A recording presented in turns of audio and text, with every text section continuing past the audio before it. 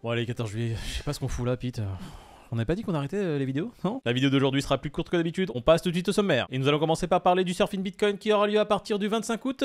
L'équipe nous a annoncé que la première journée serait gratuite pour tout le monde, histoire de démocratiser encore plus le Bitcoin pour la majorité. Si vous voulez une conférence sur la tech, le Bitcoin, le surf et les meufs... Y'a pas de meuf. Je suis con, c'est vrai, il n'y a pas de meufs dans la blockchain. C'est une blague évidemment.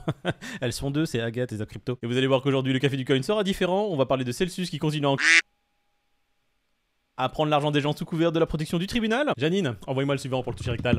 J'ai attendu ça toute la journée. Et nous allons terminer sur une news encore plus joviale, les chiffres de l'inflation américaine qui sont tombés. Suivant. Ouais. Convention Bitcoin, toucher rectal, contrôle de la prostate, c'est tout de suite au café du coin. Et pour parler de toutes ces news très joviales, je suis rejoint comme d'habitude de mon assistant proctologue, Peter, comment tu vas? Bonjour, comment allez-vous? Oh bah pas mal occupé en ce moment, je vous cache pas. Ouais, tu peux te laver les mains s'il te plaît, parce que je sens que t'as les doigts sales. Oh bah t'inquiète pas. J'aime pas trop ça. Je nique 1,5 litre de gel hydroalcoolique par jour, je peux te dire que ça picote. Et je propose de même prévenir les gens, c'est le 14 juillet, ceux quittent là, merci, ça fait plaisir.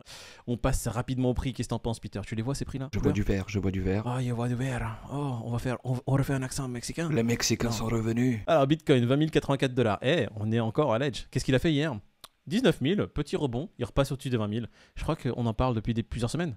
Si seulement les gens nous écoutaient. On va passer à l'Ethereum là rapidement, juste 1105 $ et on va passer au tableau général pour voir un peu plus le détail de tous les prix. Du coup, tu me parlais de Matic, viens, on passe directement dessus. Polygon Matic, ah bah ouais, il a pris 17% sur les dernières 24 heures. Et ça, pourquoi mon cher Pete? Oh bah c'est à cause de tous les projets Terra qui sont en train de bifurquer chez eux. Hein. Tout à fait, voilà, ça c'était la news du jour. On va pas parler des autres prix, d'accord?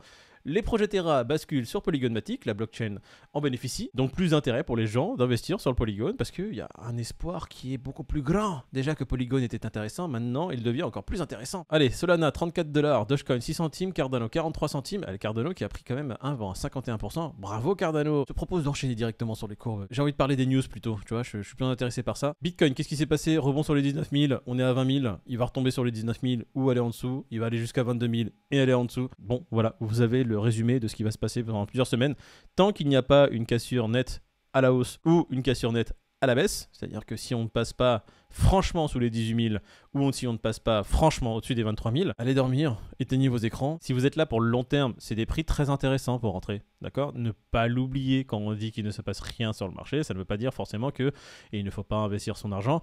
On n'est pas conseillé, on est juste là à dire que nous, en tant qu'investisseurs long terme, ces prix-là sont très intéressants. Les gros bags et les gros punch, ça sera peut-être pas forcément maintenant, mais un petit DCA, 4 chiffres ou 3 chiffres, selon ses finances, bon, c'est très intéressant actuellement. Hein. Qu'est-ce que t'en penses, Pete? Ah ouais, bah c'est le meilleur conseil qu'on puisse donner et qu'on applique nous-mêmes. Hein. C'est-à-dire que acheter, mais ne pas acheter tout d'un coup. Hein. Si vous avez une enveloppe de 100 €, vous n'allez pas mettre vos 100 € d'un seul coup dans l'achat aujourd'hui, même si c'est un prix intéressant. Parce que si demain, je dis une bêtise, comme le dit Moïse, ça casse les 18 000 et que ça va plus bas, laissez-vous un billet pour pouvoir acheter plus bas. Et vous serez très content de l'acheter plus bas. On va passer directement aux news, Pete. On va parler de Surfing Bitcoin. Qu'est-ce qu'ils nous disent, Surfing Bitcoin? Tu sais, c'est la plus grande conférence d'Europe qui parle Bitcoin. C'est du 25, 26, 27 août. Et j'ai vu une communication sur Twitter sur le 25, donc la journée d'ouverture, qu'ils ont rendue gratuite. Si vous êtes dans le sud-ouest, fin du mois d'août, n'hésitez surtout pas à vous rendre au casino de Biarritz, là où se déroule donc l'événement. Je vois qu'il y a une chasse au trésor et 10 000 € de Bitcoin à gagner. Un championnat du monde de surf tour, donc ça sera sûrement celui qui reste le plus longtemps sur le surf et vous gagnez un peu de crypto et sûrement du Bitcoin, hein, parce que ça se tourne autour du Bitcoin. Totalement ça. Et une projection débat du film Le Mystère de Satoshi. Ils ont pris les droits pour pouvoir le diffuser. C'est pas mal. C'est ça, et puis il y aura un débat ouvert autour de tout ça. Donc c'est vraiment faire découvrir l'univers Bitcoin au plus grand nombre, en discuter, interagir. Il y aura plein d'intervenants de qualité. Il y aura le président de Ledger, il y aura la ministre de l'économie du Salvador. Enfin bon, sincèrement, fin août, si vous êtes dans le coin, d'ailleurs nous, on y sera pour les 3 jours. N'hésitez pas à venir nous rencontrer, mais au-delà de ça, n'hésitez pas à y aller. Vous allez vraiment passer un bon moment. Je te propose de passer à la prochaine news. Ouais, je voulais juste souhaiter un bon anniversaire à Binance. C'est les 5 ans de la création de la plateforme. Ce qui n'est pas rien. Bon anniversaire Binance. Vous m'envoyez votre lien Ethereum. J'ai une connaissance là qui est intervenue il n'y a pas si longtemps chez nous, qui vous fera un petit gift. On parle de moi? Putain, le mec il est encore là? Putain, on s'est fait hacker. Si vous voulez savoir qui est ces personnages, regardez notre vidéo d'hier. 13 juillet la vidéo. On va passer du coup à la news suivante qui est Celsius qui demande la protection du tribunal des faillites et continuera ses activités. Après un peu plus d'un mois de suspension de toute activité sur leur plateforme, bon bah là ils ont demandé, ils ont fait une demande au tribunal des faillites pour se mettre justement sur le coup du chapitre 11. Donc c'est un chapitre qui te protège pendant 5 ans. des poursuites des utilisateurs et qui te permet en tous les cas de continuer ton activité pour redresser la barre sous surveillance du tribunal. Tu pourrais voir ça de manière positive en te disant que voilà, ils ont tout gelé et puis qu'ils font le boulot pour essayer de remettre le truc à flot. Sauf que la seule chose que ça veut certainement dire, c'est que là, les utilisateurs n'ont aucun recours pendant au moins 5 ans. Bah, j'ai envie de demander l'avis d'un expert, si tu veux bien.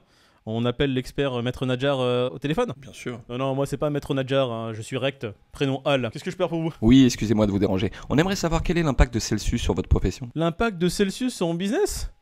Je suis à 2 doigts de me taper une tendinite. Et on remercie donc le docteur Rect pour son intervention du jour. Merci Al, hein, ça fait plaisir. Merci de nous avoir donné un peu plus d'informations sur ce qui se passe sur le marché.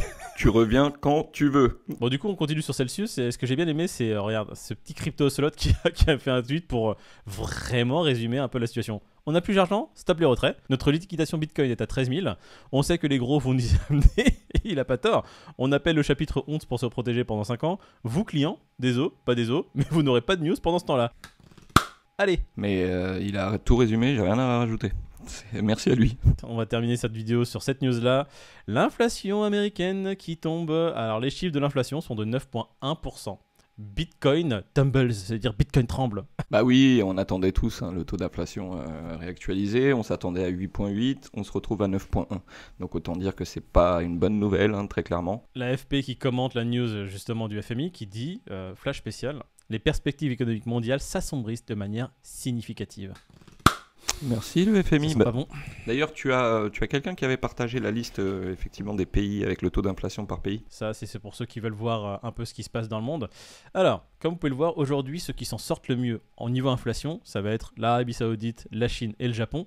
Il faut savoir que la Chine, en plus de bien s'en sortir au niveau de l'inflation, a, on va dire, la monnaie la plus stable actuellement. Bah c'est beau quand tu vois ce que fait l'euro en ce moment, qu'il est devenu à la parité avec le dollar. C'est sûr que le yen à ce niveau-là, il bouge pas. Le peloton des derniers, l'Argentine, la Turquie et le Venezuela qui voient leurs chiffres de l'inflation exploser. L'Argentine qui est à 60% d'inflation, la Turquie à 78% et le Venezuela qui bat tous les records, qui est à 167%. Ce que je comprends pas, c'est pourquoi ils n'ont pas mis le Liban. Le Liban, ça fait bien plus longtemps que justement l'inflation a complètement explosé dans leur pays. On voit des paquets de pâtes qui atteignent des fois les 24 €. Ils ont même commencé à changer leur système monétaire. La monnaie ne se changeait plus dans les banques ou dans les kiosques traditionnels, mais c'est les commerçants qui avaient développé leur propre taux de change. Ouais, mais c'est normal. T'es arrivé dans le supermarché à 14 h, t'es encore dans le supermarché à 14h05 en train de faire tes courses, les prix des produits ils ont déjà changé. Le temps d'arriver à la caisse, les prix des produits c'est plus les mêmes.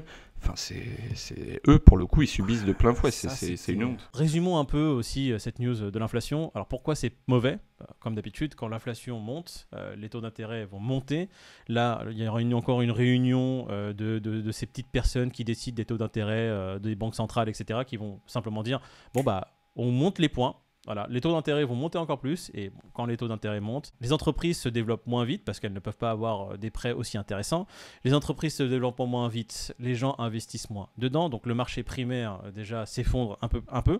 Si le marché primaire s'effondre, vous êtes sûr que le marché boursier s'effondre aussi. Quand les gens ont besoin de liquidité, déjà ils prennent la liquidité des plateformes les plus volatiles.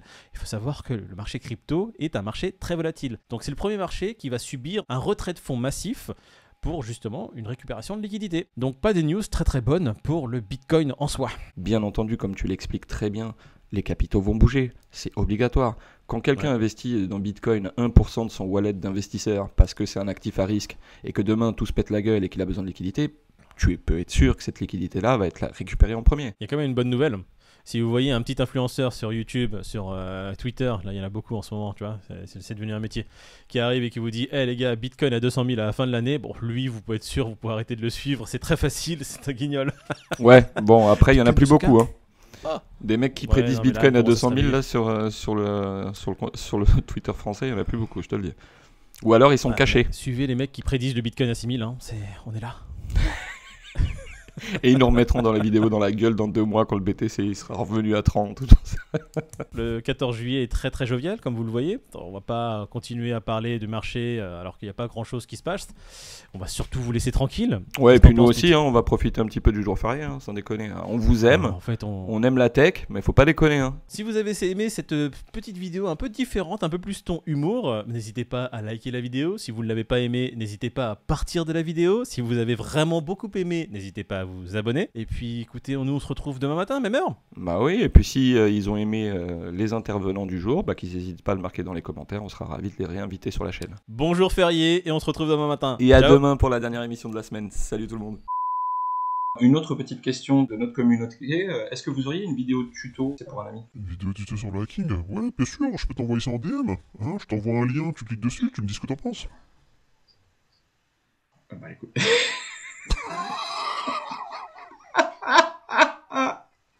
Oh sale bâtard, j'ai bugué putain. Mais il veut que je lui envoie mon adresse, l'autre bâtard. Tu sais qu'en plus j'étais en train de me dire mais je vais te donner mon adresse pour que tu me fasses un don, mais là j'ai pas confiance du tout mon gars. Ah putain.